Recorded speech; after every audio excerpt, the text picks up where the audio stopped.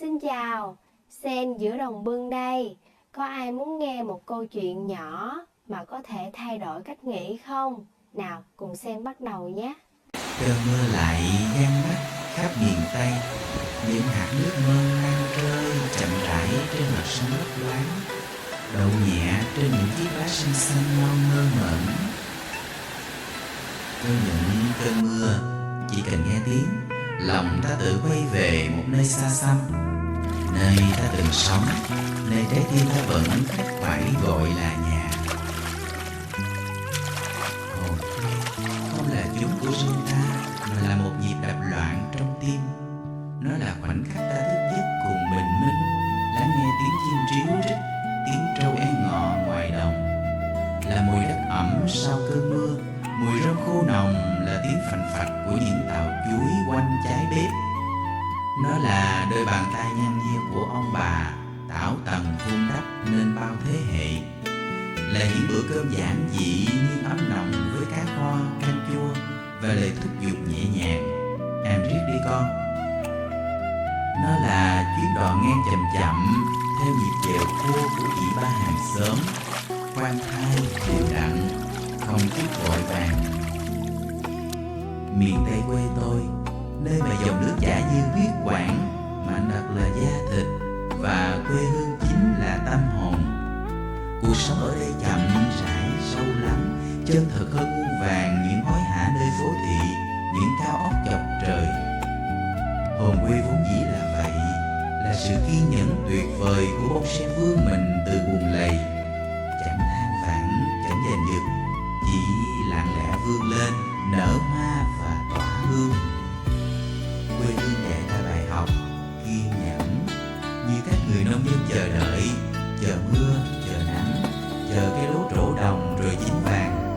Họ hiểu rằng không thể thúc ép hạt gạo lớn nhanh, chỉ có thể cần mẫn làm việc, chăm sóc và đặt trọn niềm tin, và rồi giờ thành quả sẽ đến với những con người cần mẫn. Hay sự gần gũi, ở quê ai cũng là người thân. Buổi tối ngồi hiên nhà, hàng xóm ghé qua thăm non kể chuyện tiếu lâm. Đó là sự gắn kết chân thành nhất giữa người với người, để chia sẻ niềm vui, nỗi buồn và để quên đi bao nhọc nhằn, gian khó. Và cuối cùng là sự bền bỉ giữa nghèo khó. Quê hương không dạy ta cách làm giàu, mà dạy cách sống sao cho có giá trị. Một chén cơm đạm bạc, một bát canh rau, một chiếc khăn choàng tắm và một tấm lòng bình an. Đó mới thực sự là những của cải quý giá nhất cho những ai biết dừng, biết buông và biết hài lòng với đồng đất quê mình. Tôi nhớ mãi một hình ảnh, một em bé chân trần tung tăng chạy qua cánh đồng lúa lúc bình minh. Em không có nhiều trò chơi, điện thoại, công viên, nhưng em có cả một thế giới. Bầu trời xanh ngắt, ruộng lúa chín vàng, tiếng chim ríu rít và sự tự do tuyệt đối của một đứa trẻ. Đó chính là quê hương. Giữa muôn vàng hình ảnh của miền Tây, có một biểu tượng mà tôi luôn muốn nhắc đến: bông sen. Vươn lên từ bùn lầy, cứ bùn đen đặc, nặng nề, khó chịu. Đâu cần gì màu mỡ, chẳng cần nước trong lành. Cuộc đời chẳng ai tự mình lựa chọn nơi tối tăm nhất. Vậy mà sen cứ thế lớn lên, mỗi sớm mai sen lại từ tốn hé nở từng cánh hoa hồng phớt. Không vội vã, không toan tính, chỉ lặng lẽ vô tư tỏa hương cho đời. Từ trong bụng, bông hoa ấy tỏa ra một mùi hương thanh thoát, nhẹ nhàng, mùi hương của sự tinh khiết. Đó chính là hồn quê.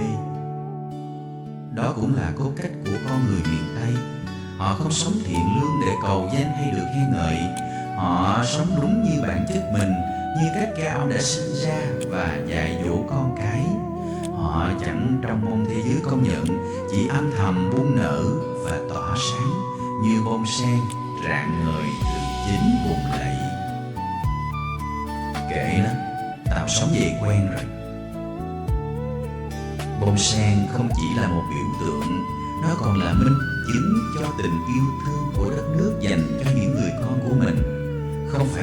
giàu sang, mà vì họ mang trong mình khả năng mãnh liệt, kiên cường, khả năng nở hoa từ những nơi tăm tối nhất. Đó chính là tinh hoa, là bản chất sâu sắc nhất của con người dân nơi này. Có những kỷ niệm thời gian chẳng thể nào xóa nhòa. Ký ức về những buổi sáng thuở bé thơ, ta lon ton theo ông. Tiếng chân trần lấm lem bước trên đất ẩm, tiếng ông cười hiền chỉ tay sang bên kia sông. Năm nay nước lớn dữ à nha. Ký ức ùa về khi mẹ kêu vang sớm, tiếng con trâu đầu ngàn cỏ sừng lột cột gọi ra đồng, tiếng gà gáy thốc tháo từ nhà hàng xóm.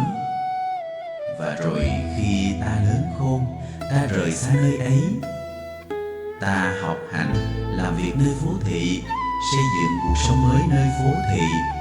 Nhưng những ký ức ấy, chúng vẫn vẹn nguyên ở đó trong sâu thẳm trái tim ta. Mỗi khi ta nghe tiếng mưa, ngắm mặt nước hồ phẳng lặng, hay bắt gặp một bông sen, tất cả lại ùa về, về với quê hương, về với hồn quê. Đôi khi cảm giác ấy thật chông chênh, buồn tủi, vì ta biết những ngày xưa thân ái ấy sẽ chẳng thể quay trở lại.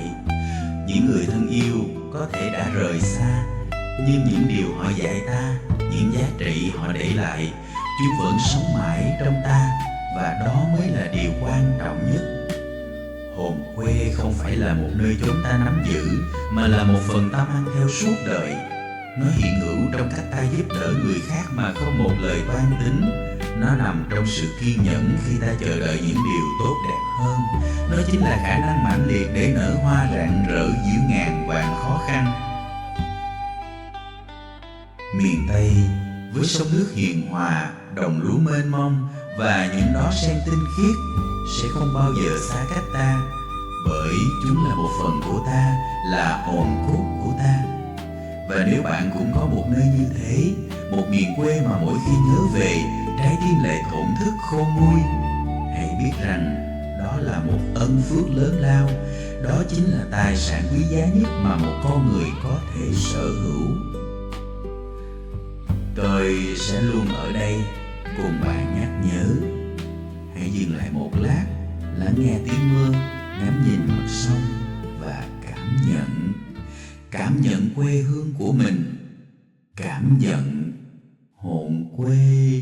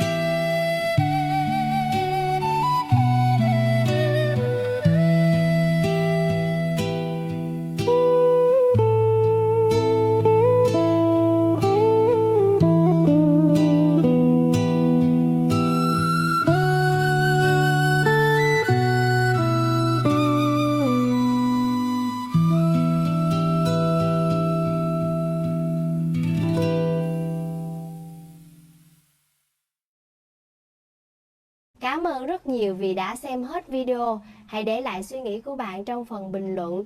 Sen luôn mong được lắng nghe. Đăng ký kênh để đồng hành cùng Sen nha.